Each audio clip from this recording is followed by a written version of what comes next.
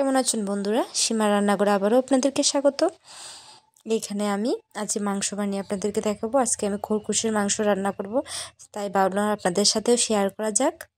দেন আমি প্রথমে কড়াইতে তেল দিয়ে দিলাম। তেল দিয়ে আলুগুলো আগে ভালো করে একটু ভেজে নেব।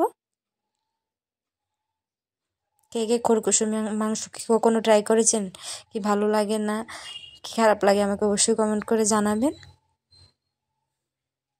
এখানে আমি পরিমাণ মতো নুন আর হলুদ দিয়ে আলুগুলো আগে ভালো করে একটু লাল করে ভেজে নেব।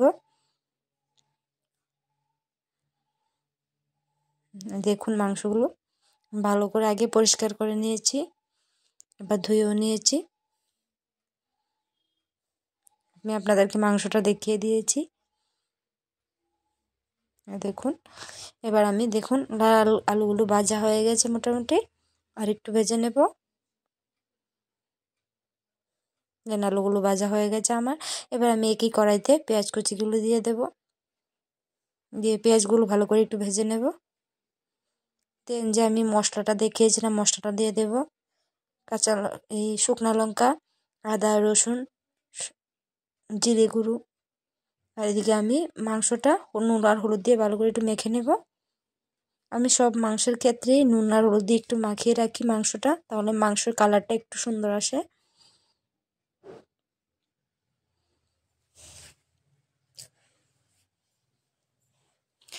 দেখুন পেঁয়াজগুলো আমার লাল হয়ে গেছে ভাজা। এবার আমি যে মশলাটা বানিয়েছিলাম মশলাটা দিয়ে দেব, দিয়ে ভালো করে একটু কষিয়ে নেব।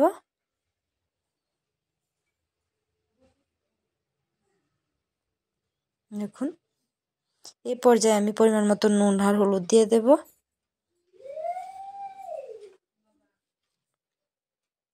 দেন আমি মাংসগুলো দিয়ে দেব, দিয়ে ভালো করে একটু কষিয়ে নেব।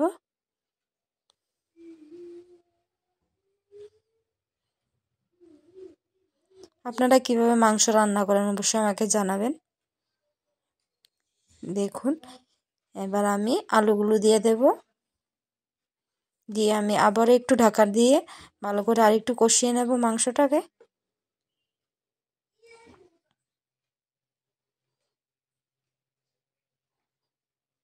দেখুন এরকম করে ভাজা ভাজা করে নিয়েছি মাংসটা।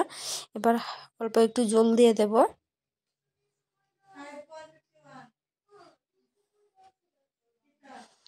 ঝোলটা ভালো করে সেদ্ধ হয়ে গেলে আমি নামিয়ে নেব।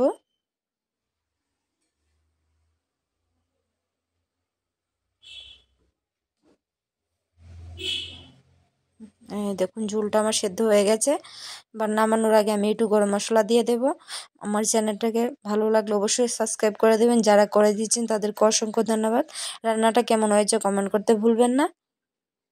ভালো লাগলে একটা লাইক দিয়ে যাবেন, এই আপনাদের কাছে রিকোয়েস্ট হলো আমার।